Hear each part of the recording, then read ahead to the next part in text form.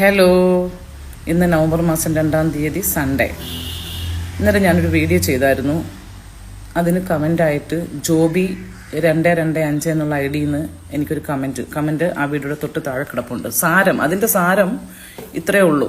അവന് വിശകലനം അവനാണ് ആരതി എന്ന് പറഞ്ഞ കൊച്ചിന് എൻ്റെ നമ്പർ കൊടുത്തത്. അത് നമ്മുടെ ഇരേപുരത്ത് നടന്ന ഇൻ്റർവ്യൂവിൽ അറ്റൻഡ് ചെയ്തു, പാസ്സായി.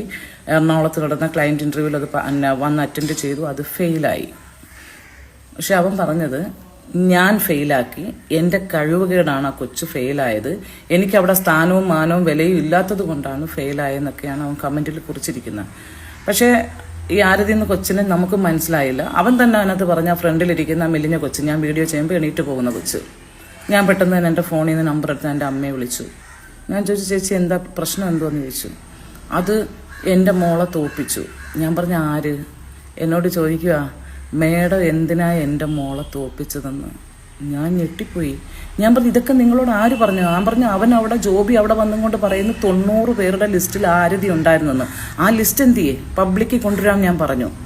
അങ്ങനൊരു ലിസ്റ്റ് എങ്ങനെ ജോബിക്ക് കിട്ടി? അല്ലെങ്കിൽ നിങ്ങൾക്ക് കിട്ടിയോ? നിങ്ങൾ എനിക്ക് നിങ്ങളുടെ മോൾ ഉണ്ടായിരുന്നുവെങ്കിൽ ഞാൻ അതിനകത്തുനിന്ന് ക്യാൻസൽ ഞാൻ ചെയ്യിപ്പിച്ചെന്ന് എന്താ തെളിവ്?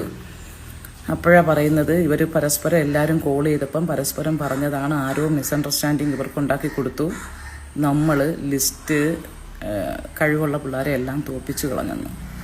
ഇസ്രയേൽ വേക്കൻസി ചെയ്യുന്ന എല്ലാവർക്കും അറിയാം, നമുക്കതിനകത്തൊന്നും ഒന്നും ചെയ്യാൻ പറ്റില്ല. അങ്ങനെ ചെയ്യാൻ പറ്റുമായിരുന്നെങ്കിൽ ഇത്രയും രൂപ മുടക്കി ഇരേപുരത്ത് ഈ ക്ലയൻറ്റ് ഇൻ്റർവ്യൂ ഷോർട്ട് ലിസ്റ്റ് വെച്ച് എറണാകുളത്ത് ഇത്രയും ചിലവ് മുടക്കി ഇത് ചെയ്തവർക്ക് വട്ടുണ്ടോ? അവരെ കയ്യിൽ നിന്ന് വരുന്ന ബയോഡാറ്റ സെലക്ട് ചെയ്ത് അവർക്ക് പാസ്സാക്കി കൊടുത്തൂടെ? അങ്ങനെ പറ്റില്ല. അവരാണ് ബോംബെക്കാരാണ് ആദ്യം ഇൻ്റർവ്യൂ ചെയ്യുന്നത്, രണ്ടാമത് ക്ലയൻറ്റ് വരുന്നു. ഇവരിൽ പാസ്സാകുന്നവർ മാത്രമാണ് നമുക്ക് റിസൾട്ട് കിട്ടുന്നത് പാസ്സായെന്നുള്ള. അല്ലാതെ ഞങ്ങൾക്കൊന്നും ചെയ്യാൻ കഴിവില്ല. ഇങ്ങനെ തെറ്റിദ്ധരിക്കുന്ന ലേഡീസ് ജെൻസ് ഞങ്ങൾക്കൊന്നും, ഇതൊക്കെ ആദ്യമായിട്ടാണ് ഈ ഇൻസ്റ്റാഗ്രാമിൽ നിന്ന് വന്നവരാ, അറിയത്തില്ല. ഫസ്റ്റ് ഇൻ്റർവ്യൂ അവരുടെയൊക്കെ ഫസ്റ്റ് ഇൻ്റർവ്യൂ.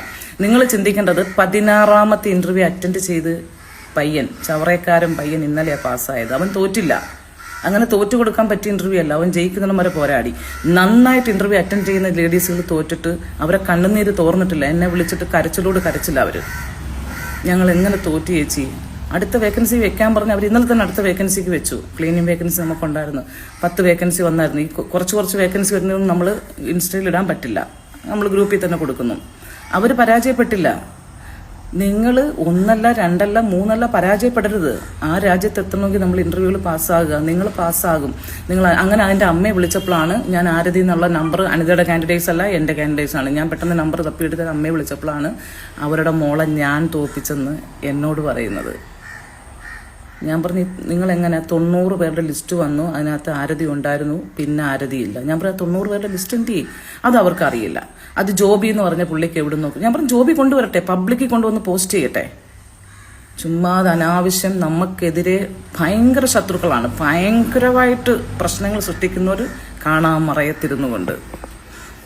തളരാനും തോക്കാനും വന്നതല്ല, നേരും ചൊവ്വനും തന്നെ വേക്കൻസി ചെയ്യും. അതിനി ആര് എന്ത് പറഞ്ഞാലും. അതുകൊണ്ട് ചുമ്മാ വെറുതെ ഇസ്രയേൽ വേക്കൻസിയുടെ ഇൻ്റർവ്യൂ നടത്തുന്നവർക്കറിയാം, ഇൻ്റർവ്യൂ അറ്റൻഡ് ചെയ്യുന്ന പിള്ളേർക്കും അറിയാം എന്താണെന്നിത്. എൻ്റെ കഴിവും മിടുക്കും ഒന്നും കൊണ്ട് ആരെയും വിജയിപ്പിക്കാനും തോൽപ്പിക്കാനും കഴിയില്ല. എനിക്ക് സ്ഥാനമില്ല, മാനമില്ല. പയ്യൻ വന്ന് കുറേ കമൻറ്റ് എഴുതി വെച്ചിട്ടുണ്ട്. എനിക്ക് സ്ഥാനവും മാനവും എന്തിനാ? നിങ്ങൾ ഒരാളെ ഞാൻ കൊടുക്കുന്നു. നിങ്ങൾ ഒരാൾ പരാജയപ്പെടുമ്പോൾ, ഞാൻ കൊടുത്ത വ്യക്തി പരാജയപ്പെടുമ്പോൾ എനിക്ക് മാത്രമാണ് വിഷമം. നിങ്ങളെപ്പോലെ എൻ്റെ കൊച്ച് വിജയിക്കണമെന്ന് മാത്രമേ ഞാൻ ആഗ്രഹിക്കത്തുള്ളൂ. എൻ്റെ കുട്ടി അല്ലെങ്കിൽ അവിടെ വന്ന് ഇൻ്റർവ്യൂ അറ്റൻഡ് ചെയ്യുന്ന എൻ്റെ പിള്ളേർ പാസ്സാകണമെന്ന് ആഗ്രഹിക്കുന്ന ആളാണ് ഓരോ ഏജന്റുമാരും. നമുക്ക് പാസ്സാക്കാനും വിജയിപ്പിക്കാനും ഒന്നുള്ള കഴിവില്ല. അങ്ങനെ ഉണ്ടായിരുന്നെങ്കിൽ ഈ പൈസ മുടക്കില്ലാതെ ഈ വർക്ക് ചെയ്തവർ നിങ്ങളെല്ലാം പാസ്സാക്കി വിട്ടേനെ. ഇത്രയും പബ്ലിസിറ്റി ചെയ്യേണ്ട കാര്യമില്ല. ഇടയ്ക്കൂടെ ആൾക്കാർ വന്ന് ആൾക്കാരെ കയറ്റിക്കൊണ്ട് വിജയിപ്പിച്ചുകൊണ്ട് പോത്തതുമില്ലായിരുന്നു. അതുകൊണ്ട് തെറ്റിദ്ധാരണകൾ മാറ്റണം. ഞാൻ ആർക്കും ഒരു ദോഷവും ചെയ്തിട്ടില്ല. ഇൻ്റർവ്യൂകൾ വീണ്ടും അറ്റൻഡ് ചെയ്യുക. പരാജയം നമ്മുടെ വിജയത്തിൻ്റെ മുന്നോടിയാണ്. ആരും ആൺപിള്ളേരാണേലും പെൺപിള്ളേരാണേലും തളർന്നു പോകരുത്. നമുക്ക് വിജയിക്കാൻ പറ്റും. നമ്മൾ ആഗ്രഹിക്കുന്ന രാജ്യത്ത് നമുക്ക് എത്താൻ പറ്റും. പക്ഷെ മനക്കരുത്ത് നിങ്ങൾക്ക് വേണം. ആ മനക്കരുത്തിനൊപ്പം ഞങ്ങളുടെ സാന്നിധ്യം എപ്പോഴും നിങ്ങൾക്കുണ്ടാവും. അടുത്ത വേക്കൻസികളിലെല്ലാം ഈ പരാജയപ്പെട്ടവരായിരിക്കും മുന്നിൽ നിൽക്കുന്നതും നിങ്ങളായിരിക്കും വിജയിക്കുന്നതും. മറ്റ് തെറ്റിദ്ധാരണകൾ മാറ്റുക. അനാവശ്യമായ ആരെങ്കിലും നിങ്ങളെ മിസ്അണ്ടർസ്റ്റാൻഡിങ് ഉണ്ടാക്കുന്ന കോളുകൾ ഒഴിവാക്കുക. കുശുമ്പുള്ളവർ നിങ്ങളെങ്ങും എത്താൻ സമ്മതിക്കില്ല. മനസ്സിലാക്കാൻ പറ്റുന്നെങ്കിൽ മനസ്സിലാക്കുക. ടാറ്റാ.